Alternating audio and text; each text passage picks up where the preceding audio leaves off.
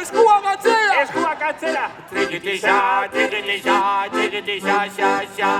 Babai! Babai posiblea! Oparia bereziratu dugu. Bihotza burua eskuma! Sentitu pentsatu ekin! Aurrearekin gora euskara! Gora!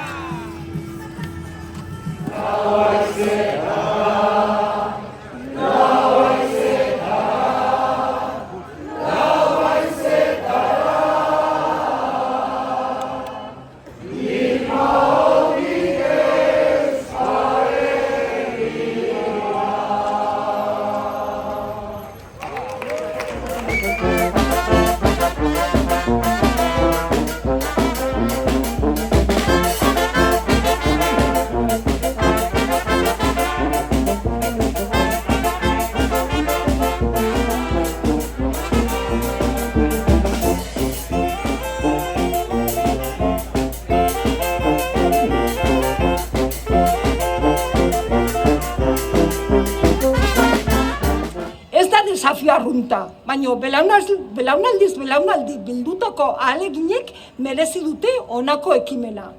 Beraz, instituzioek eta eragile politikoek dagonkion erantzukizuna, ahalmena eta ausardia jarri behar dituzte euskararen alde. Euskalgintzak eta gizarte eragileek erakutsitako bidearekin bat eginez eta paradigma aldaketa elkarrekin sustatuz. Lehentasunezko politiko horien norabideak ezagutza unibertsalizatzea eta erabilera eremuak sortu eta garatzen dira. Beraz, arduradun politiko instituzionalak entzun zuen erantzunkizuna ere bada. Euskalgintzak, gizarte eragileok eta milaka herritarrek hamarkadetan eutsi diote euskarari, eutsi diogu eta gaur ere lidergo hori erakusten ari gara. Guztion altxamendua da hau, eta hain zuzen ere horregatik gurekin batera norabide berean eta elkarren osagarri jardungo duen lidergo instituzionala ausarta behar dugu.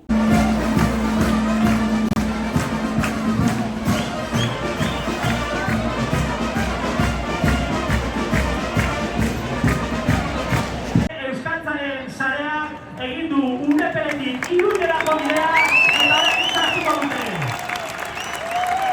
Ederra, arrotzekoa, postekoa. Eskerrik asko gure pregoilari guztiei. Eskerrik asko azterketak euskaraz mugimenduari. Eskerrak batuz aldatu dinamikari. Eskerrik asko euskarazko eduki sortzaileei. Eskerrik asko gure joteroei. Eta eskerrik asko zinez gaur ona etorri zareten euskaltzale guztiei. Egiturazko arazo bat da euskararena. Horregatik, euskararen normalizazio eta biziberritzeak eskatzen du botere harremanen aldaketa sakona. Egiturazkoa. Horregatik eskatzen dugu euskaraz bizitzeko behar den dena. Norberaren ahalegin tematiaz gaindi, euskaraz bizitzeko baldintzak sortzea. Eskubideen aitortze formaletik haragoko baldintza errealak, politikoak, sozialak, kulturalak, materialak. Ekosistema oso bat behar du euskarak, unibertso bat erabetu behar dugu euskararentzat.